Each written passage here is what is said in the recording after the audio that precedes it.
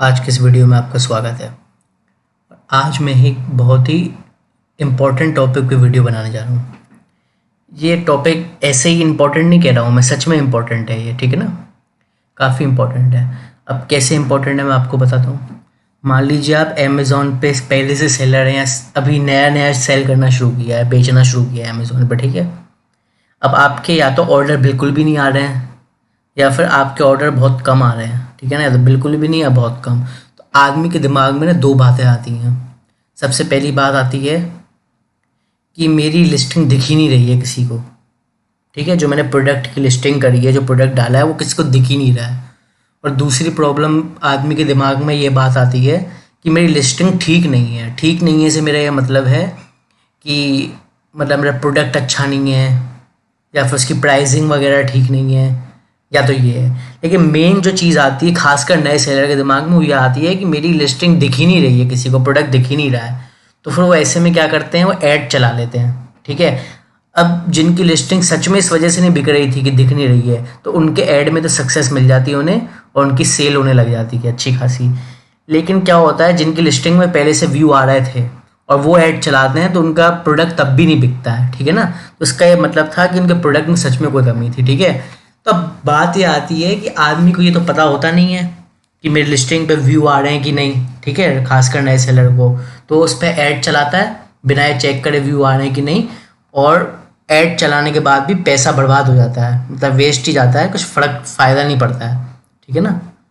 तो आज इस प्रॉब्लम का समाधान मिल जाएगा इस वीडियो में। आपको कैसे मिलेगा, मैं आपको ये देखना सिखाऊंगा कि आपकी कौन सी लिस्टिंग में कितने टाइम पीरियड से लेके कितने टाइम पीरियड तक कितने व्यूज़ आए हैं। इससे आपको पता चल जाएगा। मतलब आपके व्यूज़ बहुत ज़्यादा आ रहे हैं, मतलब काफ़ी ज़्यादा आ रहे हैं, ठीक है ना। और व्यूज़ वगैरह आ रहे हैं लेकिन प्रोडक्ट बिक नहीं रहा है बिल्कुल भी, या कम बिक रहा है। तो ज़रूर आपके प्रोडक्ट में थोड़ा आप बदलाव कर सकते हैं, कुछ बेहतर कर सकते हैं, उसके प्राइस रेट लिस्टिंग वगैरह कुछ बेहतर कर सकते हैं। लेकिन अगर आपके प्रोडक्ट में सच में व्यूज़ नहीं आ रहे हैं, ठीक है ना, तो आप एक बार को सोच सकते हैं ऐड चलाने के, ठीक है ना। अच्छा, एक बात मैं बताऊंगा, ये जो व्यूज़ होते हैं प्रोडक्ट टू प्रोडक्ट पर डिपेंड करते हैं, ठीक है ना। मतलब किसी व्यू प्रोडक्ट ऐसा होता है उस पर कॉम्पिटिशन कम होता है तो व्यूज़ भी कम आते हैं, ज़्यादा आते हैं। कॉम्पिटिशन के हिसाब से लिस्टिंग्स और सेलर्स की कितनी हैं उस हिसाब से व्यूज़ आते हैं। तो इतनी नॉलेज तो आपके होनी चाहिए, इतनी नॉलेज या इतना कॉन्फिडेंस आप पे होना चाहिए कितने से कितने व्यू आते हैं लिस्टिंग पर, ठीक है। ये थोड़ा एक्सपीरियंस आ जाएगा, कोई बड़ी बात नहीं है, एक बार बेचना शुरू करेंगे आ जाएगा। लेकिन व्यूज़ कैसे चेक करते हैं ये दिखाता हूँ। मैंने ये तो बता दिया इंपॉर्टेंट क्यों है, अब चेक करना बताता हूँ। अपने अमेज़ॉन के डैशबोर्ड पर लॉगिन करेंगे, रिपोर्ट्स पे आएंगे।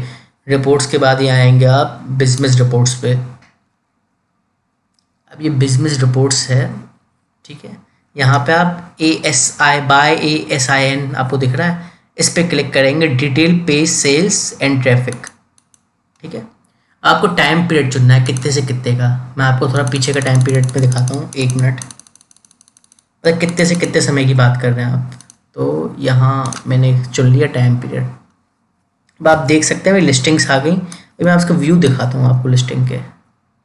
अब व्यूज़ देख सकते हैं कि ये पेजेस व्यू टोटल आपकी लिस्टिंग के हिसाब से व्यूज़ दिख रहे हैं आपको, ठीक है ना। मेरी काफ़ी सारी लिस्टिंग है तो व्यूज़ थोड़े बट भी गए हैं, मानता हूँ, ठीक है। और उसमें और भी चीज़ें बताई हुई हैं क्या कितना कैसे, लेकिन आपको इसकी पूरी जानकारी मिल जाएगी।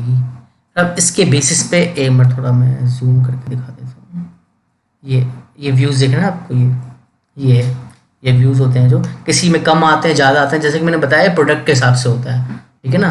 किसी में बहुत कम आते हैं, किसी में अभी मैं काफ़ी लिस्टिंग्स हैं, सारी तो नहीं दिखा पा रहा हूँ, लेकिन ये उसके हिसाब से है, ठीक है ना, कम ज़्यादा के हिसाब से परसेंटेज वगैरह सब ये और चीज़ें भी मेंशन कर दी हैं जो आपके प्रोडक्ट के हिसाब से करी जाएगी। खैर जैसा मेरा है वैसा सेम तो नहीं होने वाला, जाहिर सी बात है सेम क्यों होगा, लेकिन फिर भी आपको इसका आइडिया मिल जाएगा। आपको टाइम पीरियड डालना है, ठीक है ना। वैसे जो सच बताऊं, जो आप ये लिस्टिंग्स देख रहे हैं ये तो मतलब इसमें से बहुत सी आउट ऑफ स्टॉक हो गई हैं। मैंने बहुत पहले ही बेचना बंद कर दी थी, ये वाली चीज़ें बहुत पहले बेचना बंद कर दी थी, तो उस हिसाब से व्यू आएंगे उसमें।